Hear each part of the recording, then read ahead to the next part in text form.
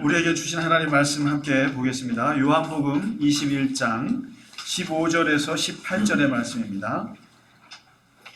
요한복음 21장 우리 함께 같이 읽도록 하겠습니다. 그들이 조반 먹은 후에 예수께서 시몬 베드로에게 이르시되 요한의 아들 시몬아 내가 이 사람들보다 나를 더 사랑하느냐 하시니 이르되 주님 그러하나이다. 내가 주님을 사랑하는 줄 주님께서 아시나이다. 이르시되 내 어린 양을 먹이라 하시고 또 두 번째 이르시되 요한의 아들 시몬아 내가 나를 사랑하느냐 하시니 이르되 주님 그러하나이다. 내가 주님을 사랑하는 줄 주님께서 아시나이다. 이르시되 내 양을 치라 하시고 세 번째 이르시되 요한의 아들 시몬아 내가 나를 사랑하느냐 하시니 주께서 세 번째 내가 나를 사랑하느냐 하심으로 베드로가 근심하여 이르되 주님 모든 것을 아시오매 내가 주님을 사랑하는 줄을 주님께서 아시나이다. 예수께서 이르시되 내 양을 먹이라. 내가 진실로 진실로 내게 이르노니 내가 젊어서는 스스로 띠띠고 원하는 곳으로 다녔거니와 늙어서는 내 팔을 벌리더니 남이 내게 띠띠우고 원하지 아니하는 곳으로 데려가니라. 아멘. 부활 예수 이야기 오늘 세 번째 시간입니다. 우리가 부활 예수님께서 제자들을 이제 만나시는 장면들을 우리가 같이 묵상을 하고 있는데요. 그러니까 이런 거죠. 그러니까 부활이라고 하는 것이 참 세상 사람들은 두려워하는 것이고 또 이 부활을 한다고 하는 것은 세상을 그 악으로 물들이고 싶어하는 사람들에게는 아주 무서운 이게 힘이 되는 거거든요. 사람이 부활한다고 하는 것은. 근데 예수님께서 이 부활하심으로써 그 예수님을 죽였던 빌라도와 그 수많은 권력자들에게 엄청난 위협이 됨과 함께 제자들에게는 초대교회, 교회를 탄생시키는 엄청난 에너지가 이 부활신앙에서 출발합니다. 그리고 이제 이 부활하신 예수님께서 우리가 첫 시간에 엠마오로 가는 길에서 그 부활의 예수를 어떻게 발견하게 되는가. 제자들이 그래서 말씀을 들으면서 뜨거워지고 성찬식을 경험하면서 예수님을 알아보게 되거든요. 그리고 이제 지난주에 도마의 경우를 우리가 예를 들면서 이 부활하신 예수님을 어떻게 믿느냐. 이 믿음의 문제가 제일 큰 문제예요. 우리가 예수님을 믿는다라고 하는 것이 얼마나 어려운 것인가. 특별히 이제 부활하시고 나서 제자들이 빠졌던 고민이 어디까지 믿어야 하는가. 내 앞에 나타나 있는 예수님이 이게 귀신인가? 아니면 진짜 몸으로 부활하신 건가? 어떤 모습인지 믿어야 하나 말아야 되나? 이 문제에 걸렸어요. 그 대표적인 사람이 바로 이 도마거든요. 근데 예수님께서 이 믿음의 세계를 이제 가르쳐 주신 거죠. 엠마오도 마찬가지거든요. 어떻게 예수님을 믿느냐의 문제였거든요. 그래서 이제 이 제자들이 예수님을 만나고 이제 도마가 보지 않고 믿는 믿음도 있다라는 걸 예수님 말씀해 주시고 이제 이러는데 결국은 믿음의 문제였던 거예요. 근데 오늘 이제 이 세 번째 시간에는 이 부활 예수님에 대해서 믿는 단계가 아니라 그 위의 단계를 얘기해 주시는데 이거야말로 정말 신앙의 가장 극치라고 말할 수 있는 부분인 것 같아요. 저는 이제 이 오늘 요한복음 21장, 이 21장이라는 장은 없을 장이었어요, 원래. 이게 언제 달라붙은 에필로그 아시죠? 드라마의 에필로그 같은 거예요. 한번 요한복음 읽어보세요. 20장에서 다 끝나요. 그러니까 이제 예수님에 대한 기록을 할 것 같으면 진짜 하늘이라도 부족할 것이다 하고는 딱 끝나고 이제 딱 접었는데 한 장이 나중에 딱 더 붙어요. 근데 그 에필로그 같은 장이 붙는데 그게 바로 부활하신 예수님께서 갈릴리에서 바닷가에서 베드로를 만난다. 제자들을 만나서 베드로와 대화했던 이야기가 하나 턱하니 붙어요. 이 사도 요한이 왜 이 마지막 에필로그 한 장을 덧붙였을까? 이해할 수 없는 일이에요. 그냥 20장으로 딱 끝나면 예수님의 그냥 이야기가 딱 마무리되는데 굳이 베드로 이야기를 더 집어넣어서 마무리를 했던 이유가 뭘까? 이게 참 눈물 나는 장이에요.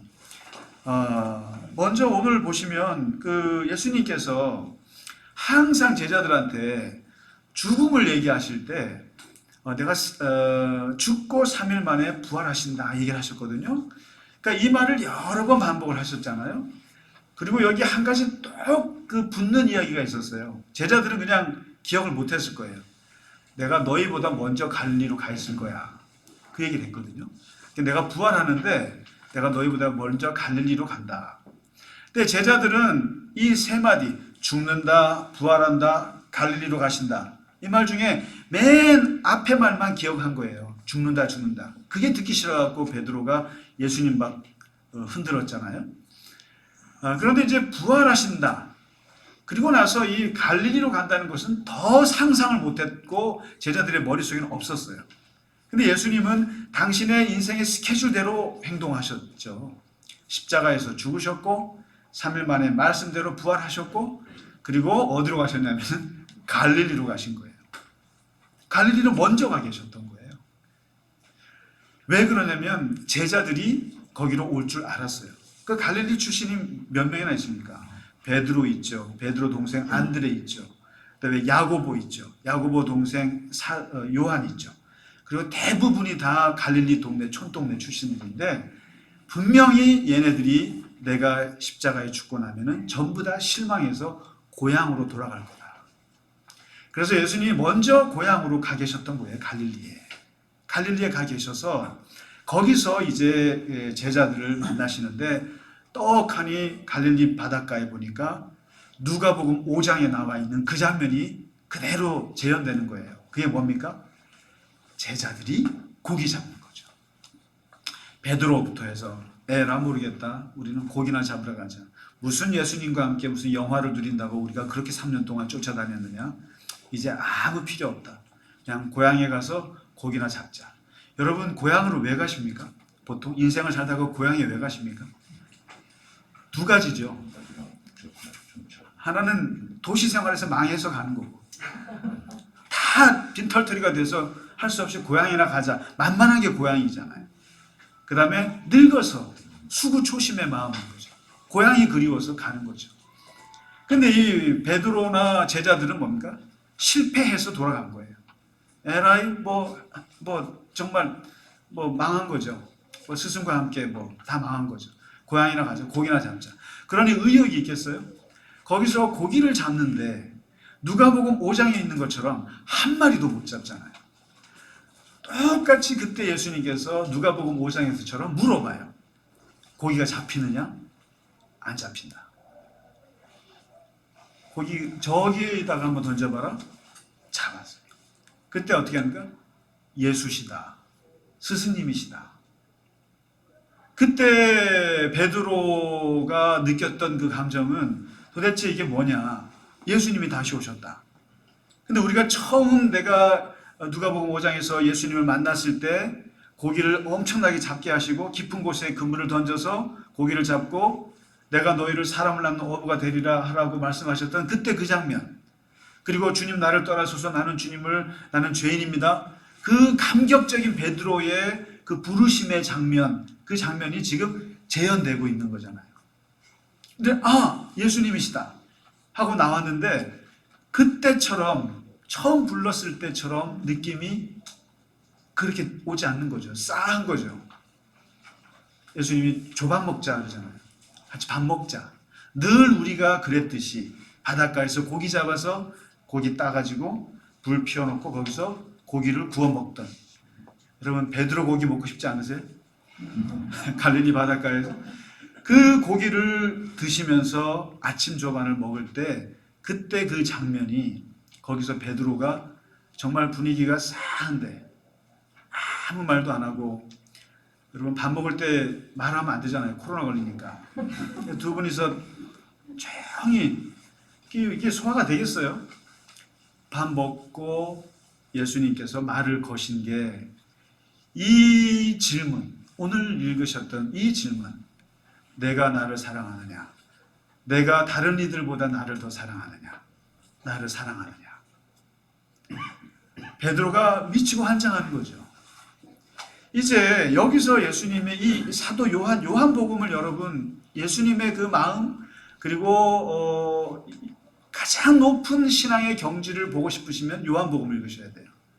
저는 신학교 때 이 요한복음이 제일 재미없었어요. 너무 어렵고 추상적이고 그래서 항상 빼놨어요. 마가복음이 제일 재밌어요. 그러니까 다 액션들만 나오죠. 액션들. 어디 가셨다, 고쳤다, 이동하셨다 이러니까 눈에 훤히 보이잖아요. 근데 요한복음은 말씀이 육신이 되어 그 다음에 너희가 뭐 거듭나지 않으면 그리고 다 이게 추상적인 설교와 기도와 이런 것들이니까 도대체가 재미가 없었는데 이 신앙의 연륜이 조금씩 가면서 요한복음이 제일 기쁜 책이구나.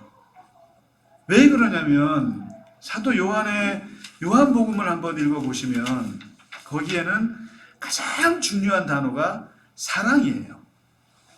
사랑이에요, 사랑. 다른 복음서들에게 제일 중요한 단어는 믿음이에요. 믿음이에요. 그래서 그 예수님을 어떻게 믿느냐의 문제였어요.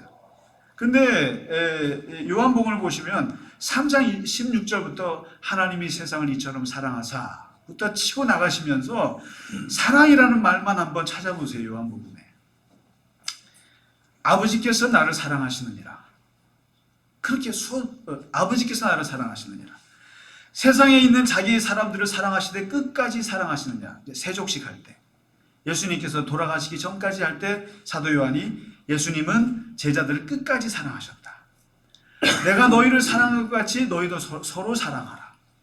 제자들 정말 싸우지 말고 좀 서로 사랑해라. 너희가 나를 사랑하면 나의 계명을 지키리라. 너희가 계명을 지키는 것은 나를 사랑하면 된다. 그러면 된다.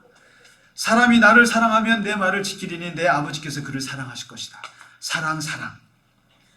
아버지께서 나를 사랑하신 것 같이 나도 너희를 사랑하였으니 나의 사랑 안에 거하라.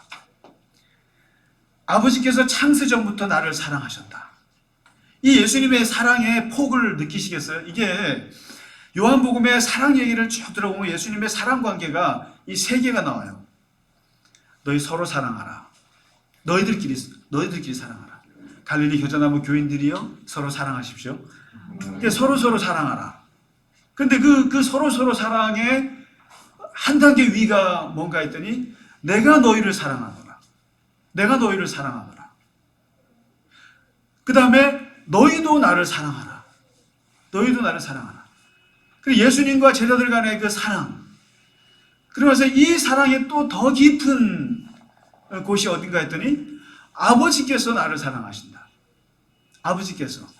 그리고 내가 아버지를 사랑하고 아버지가 나를 사랑하신다. 심지어는 아버지께서 나를 창세전에 사랑하신다.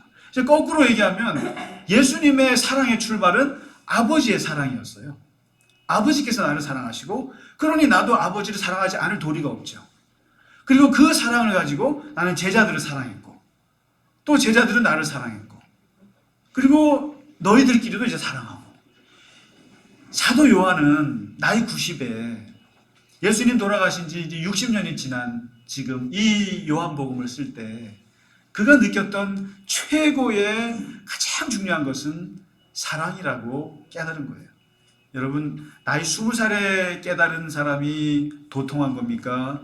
장로님 같이 88세, 90세에 느끼신 그게 어느 게 더 깊겠어요?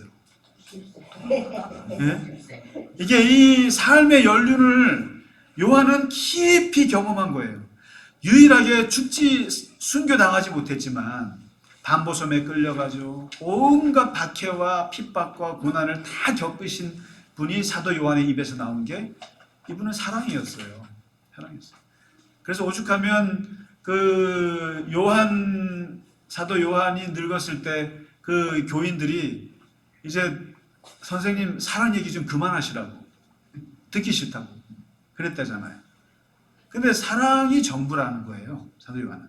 근데 오늘 예수님께서 이 베드로를 딱 앉혀놓고 지금 얘기하시는 게 네가 나를 믿느냐라고 묻지 않는다는 거죠. 네가 나를 믿었느냐? 내가 십자가에 죽을 걸 믿었느냐? 부활할 줄을 믿었느냐? 내가 갈릴리로 다시 올 줄을 믿었느냐? 이렇게 질문하지 않았다라는 거예요. 만일에 마태복음이나 다른 복음 같으면 아마 네가 나를 왜 안 믿었느냐? 내가 부활할 줄 왜 안 믿었느냐? 엠마오에 가는 길에서도 믿음의 문제가 걸렸어요. 도마도 믿음의 문제를 걸었어요. 근데 여러분, 이 믿음이라고 하는 부분은 가장 궁극적인 게 아니에요, 사실상. 우리에게. 사랑에 비하면은 사실상 한참 하수예요. 그리고 이 믿음이라는 걸 조심해야 되는 부분이 있어요. 당신 예수님 믿습니까? 그럼 믿습니까? 라고 했을 때 그 믿음 뭘 생각하세요? 예수님이 나를 구원했는지 믿는 것이고, 예수님이 부활했는지 믿는 거고, 사실을 믿는 거고, 그 믿음의 문제예요. 이 신앙에 어떻게 보면 이렇게 쭉 올라가면서 세 단계가 있다면은, 구약은 어떻게 보면 율법적으로 예수님을 믿었어요. 이게 기계적으로 믿었던 거예요. 아, 내가 하나님께 잘해드리면 하나님이 나에게 복을 주시겠구나. 이게 율법적인 거예요. 그런데 사도 바울이나 이 복음서에서 말하는 게 믿음이에요. 예수님을 믿으면 구원을 받는다. 우리가 예수님을 믿음으로써 우리가 영생을 얻는다. 그런데 잘 생각해 보세요. 저 자신도 이 믿음이라는 것으로 이 처음 예수님 믿었을 때 내가 예수님을 못 믿어서 지옥 가면 어떻게 하지? 그리고 내가 이 믿음이 부족해서 예수님의 이 원하시는 수준에 이르지 못하면 어떠지? 내가 믿음이 약해서 예수님이 기분 나빠하시면 어떻게 하지? 이 믿음이라는 것도 알고 봤더니 나에게 율법화되어 있더라는 거예요. 그래서 저는요, 신학교 때 터미널 전도대를 했었거든요. 이렇게 보여도 제가 굉장히 전도 많이 했어요. 터미널에 가서 사람들 만나서 예수 믿으라고 전도했었거든요, 제가. 올림픽 제가 88학번이잖아요. 올림픽 때 한강 대로변 가서 외국인들한테 춤추면서 막 노방전도했던 그런 뜨거웠던 사람입니다. 나름 지금은 못하겠어요. 그래서 사람들 그냥 지나가는 사람 붙잡고 못하겠어요. 근데 이게 뭐냐면 그때 그 복음을 전할 때 얘기했던 게 사형리라는 거였는데 그게 아주 그냥 달달달 외웠어요. 예수님을 당신이 믿기만 하면 구원을 받습니다. 예수님을 영접하기만 하면 당신은 천국에 갈 수 있습니다. 근데 이것이 기계적이에요.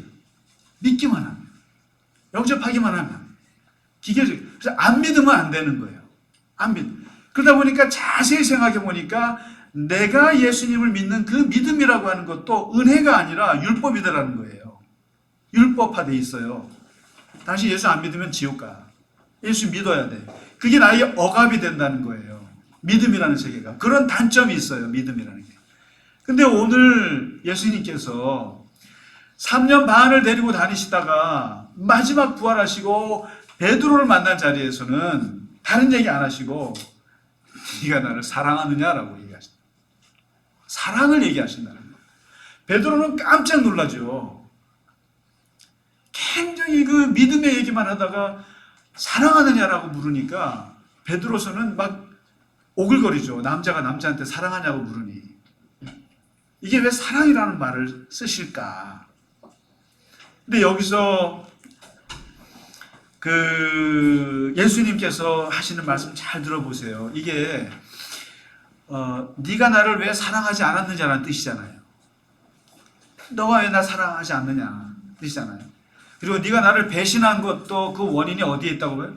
사랑의 문제라고 본 거예요. 사랑의 문제고 네가 나를 돌아서고 그리고 너가 나의 말을 믿지 못한 것도 사랑의 문제라고 본 거예요. 그런데 지금 예수님께서 하시는 말씀 잘 들어보시면 네가 나를 사랑하느냐? 가로치기 뭔지 아세요? 내가 너를 얼마나 사랑했는데. 네가 나를 사랑하느냐? 내가 너를 얼마나 사랑했는데. 내가 너를 사랑하는지를 아느냐? 이 얘기예요. 그게 뭐냐면 오늘 요한복음 전체를 읽어보셔도 예수님이 끊임없이 제자들을 사랑하셨잖아요. 사랑하셨는데 거꾸로 물어보시는 거예요, 지금. 내가 너를 얼마나 사랑했는지 그걸 반어법적으로 얘기를 하시는 거죠. 지금 사실은 예수님은 그 십계명을 2개로 줄였을 때 그것을 뭐라고 말씀하셨나요? 사랑으로 묶으셨잖아요. 하나님을 사랑하고 이웃을 사랑하라. 사랑으로 묶었어요. 이게 무슨 말이냐면은 예수님은 구약 성경의 역사를, 구약 성경의 그 신앙의 역사를 어떻게 보셨는가? 사랑의 역사로 보신 거예요. 그것도 어떤 누구의 사랑? 하나님 사랑의 역사로 꿰뚫어 보신 거예요. 우리가 어떤 뭔가 책을 보거나 또 내 인생을 볼 때 그것을 한마디로 꿰뚫을 수 있는 단어가 있어야 돼요. 근데 예수님께서는 이 구약 성경 창세기부터 전체를 하나님 사랑의 역사로 보신 거예요. 그렇기 때문에 예수님은 계명도 사랑으로 줄였어요. 하나님을 사랑하고 이웃을 사랑하고.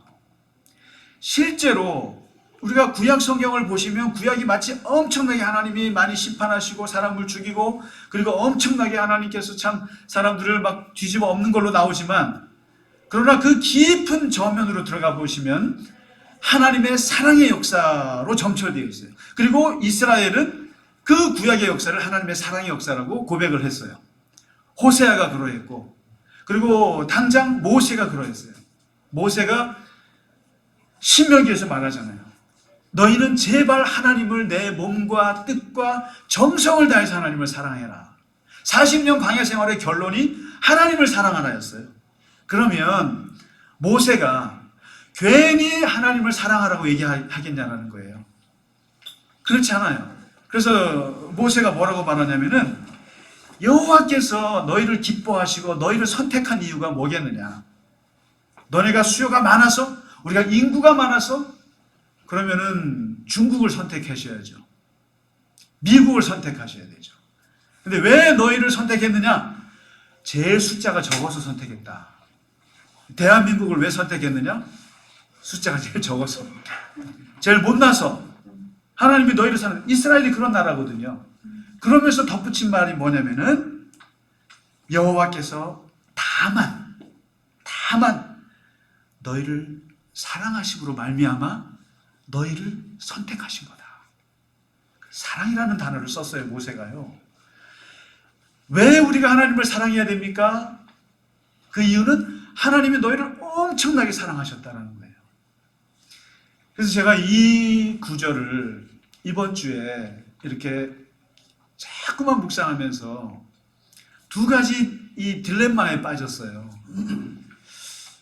하나님을 사랑해야지 내가. 하나님을 내가 하나님을 사랑하는 생각을 하니까 너무 괴로운 거예요. 왜냐하면 내 마음에 하나님을 사랑하는 감정이 순간순간 그렇게 생기지가 않는 거예요. 하나님을 사랑한다는 것이 쉽지가 않은 거예요. 그런데 이제 그 주말쯤에 들어가면서 제가 하늘을 보다가, 밤하늘을 보다가 그걸 거꾸로 생각하기 시작했어요. 하나님이 나를 사랑하시는 걸 생각해 봤어요.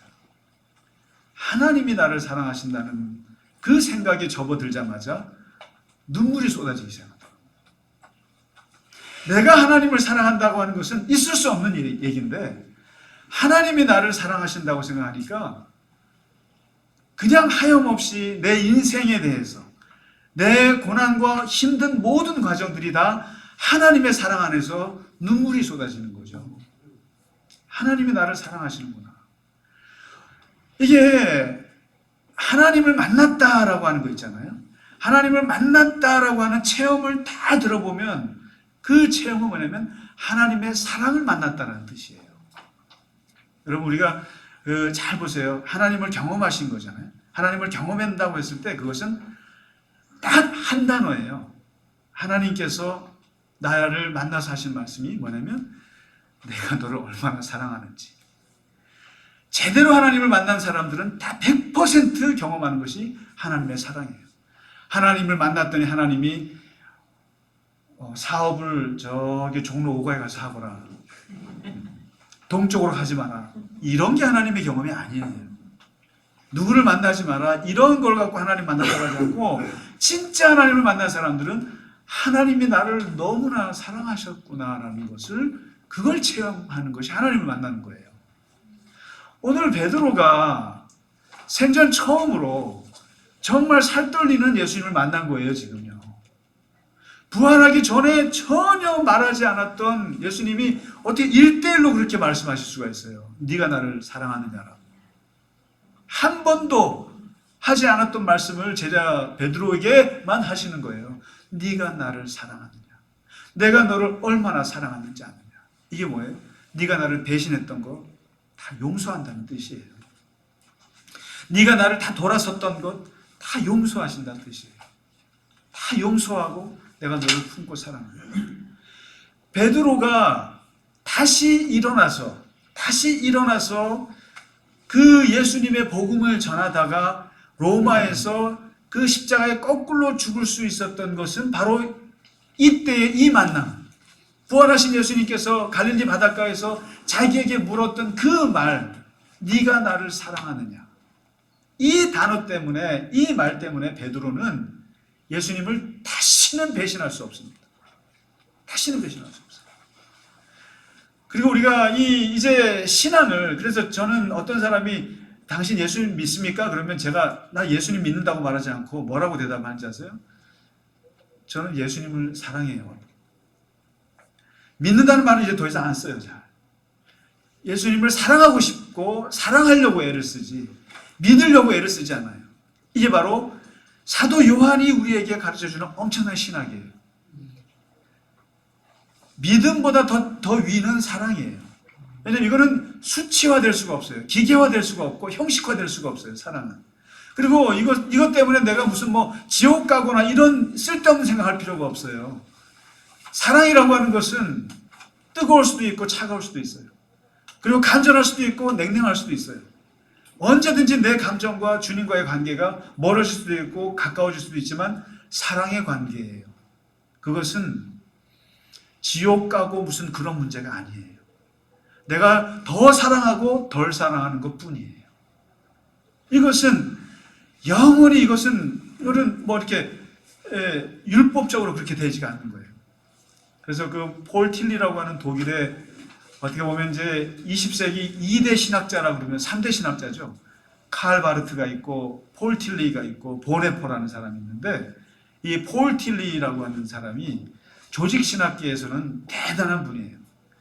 정말 그분의 그 조직 신학 보면 이렇게 두꺼운데 하여튼 저는 읽어보지 못했습니다. 저희 친구가 거기 아주 폴 틸리에 푹 빠졌던 사람. 이 사람 대단한 분인데 이분이요. 저는 아주 냉철한 분인 줄만 알았어요. 그리고 별로 이렇게 믿음 없어 보이는 신학자였어요. 그런데 이분의 일화 중에 이런 이야기가 있어요. 나이 다 많이 들어서 여행을 가셨는데 거기서 기자들이 그 대신학자인 걸 알아보고 인터뷰를 걸었어요. 근데 뭐라고 묻겠습니까? 항상 기자들이 묻는 질문은 이런 거죠. 당신의 신학 사상을 한마디로 말해 보십시오. 한마디로 말하면 뭡니까? 구구절절 책 많이 쓰셨는데. 그랬더니 이분이 뭘 한 줄 아세요? 찬송가 하나를 불러요. 한번 펼쳐보실래요?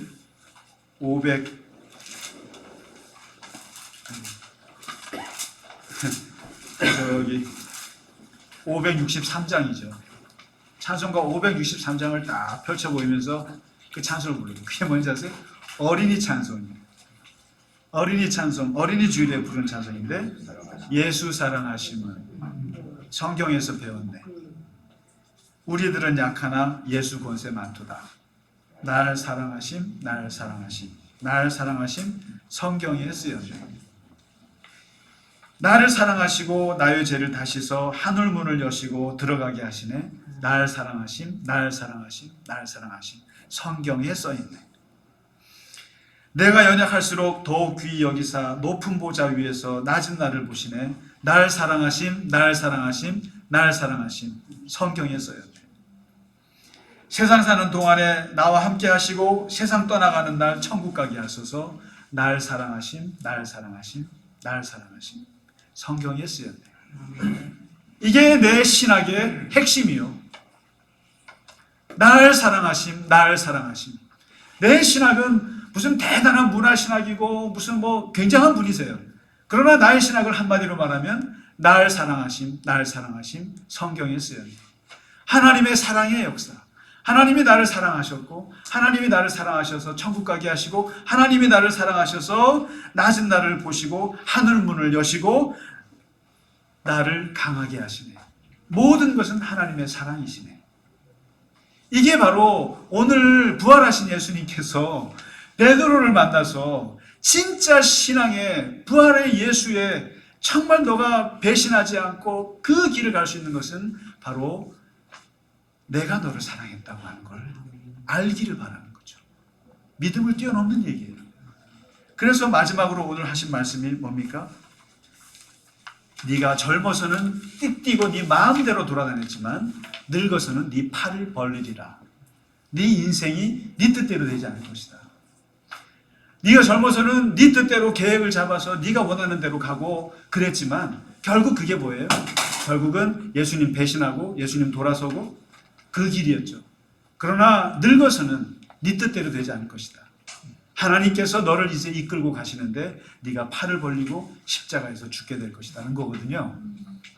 얼마나 영광스럽게 하나님 앞에 죽음을 맞이하게 될지를 예언하신 말씀인데, 이게 바로 하나님의 사랑에 사로잡혀 있는 사람들은 결국 하나님께서 우리의 인생을 당신의 뜻대로 인도하시리라는 것이죠. 그리고 그 길이 이렇게 십자가의 길로 가더라도 그 사랑 때문에 우리는 그 길을 갈 수 있는 거고, 그래서 코어바디스 하는 거죠. 주여 어디로 가시나니까? 네가 십자가에 못 박혀 죽지 않아서 내가 뭐 죽으러 간다. 그 말에 베드로가 돌아섰다는 거 아닙니까? 결국에 신앙의 가장 부활하신 예수님께서 우리에게 새롭게 관계를 설정하시는 것은 사랑의 관계예요. 믿음의 관계를 넘어서는 거예요. 사랑의 문제예요. 한번 사랑으로 한번 접근해 보세요. 예수님은. 그러면 마음이 편해지실걸요. 믿음이나 율법으로 예수님을 관계하시면 불편하실 거예요. 그러나 사랑의 관계로 예수님 제가 좀 덜 사랑했어요. 더 사랑합니다. 그리고 예수님이 나를 사랑했다라고 하는 것을 생각하면 눈물밖에 쏟을 게 없어요. 그렇잖아요. 어떻게 나 같은 사람을 이렇게 그래도 사랑하고 계시나. 거기에 오늘 베드로를 만난 부활하신 예수님께서 내가 나를 사랑하느냐, 그 질문을 오늘 우리에게도 던져주시는 줄 믿습니다. 그리고 우리가 주님을 사랑하는 줄 주님이 아시죠? 아시잖아요. 네, 우리 이 시간에 같이 찬송하고 봉헌하면서 예배를 마치도록 하겠습니다. 하늘에 계신 우리 아버지, 주기도문 같이 찬송하겠습니다.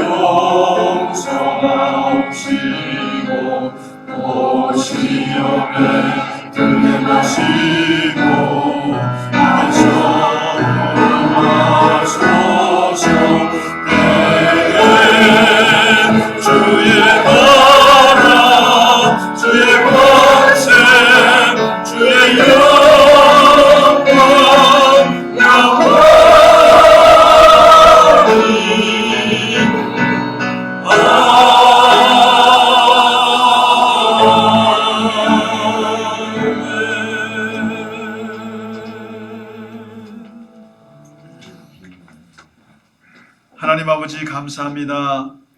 십자가의 그 절대 고통을 온몸으로 겪으시고 저 지옥 밑바닥까지 다녀오신 후에 다시 부활하신 주님, 그리고 우리들보다 먼저 갈릴리로 가셔서 우리를 기다려 주시는 주님, 주님을 떠나보내고 낙담하여 고향으로 돌아가 고기잡이나 하러 갔던 제자들처럼 우리도 삶의 낙담으로 모든 것을 포기하려 했으나 우리는 이제 부활하신 주님을 다시 만남으로, 그리고 주님을 다시 경험함으로 우리는 다시 한번 주님 앞에 서게 됨을 감사합니다.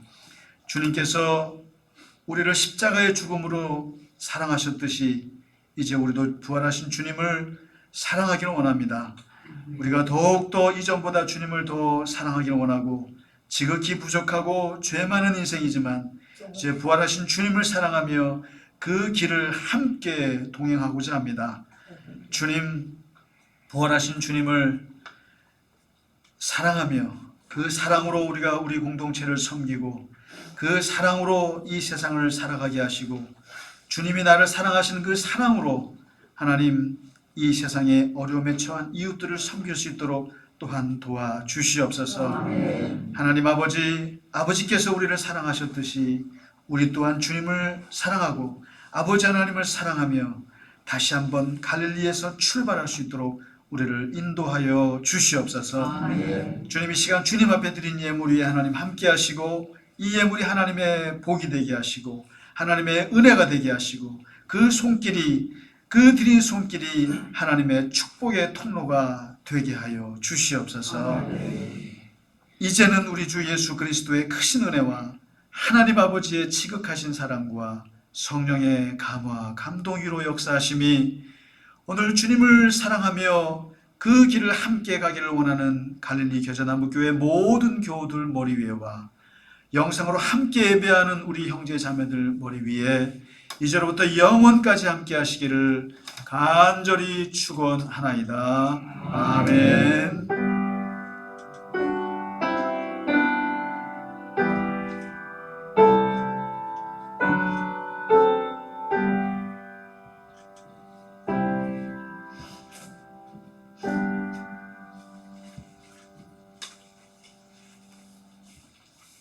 네, 주일 예배를 마치겠습니다. 감사합니다.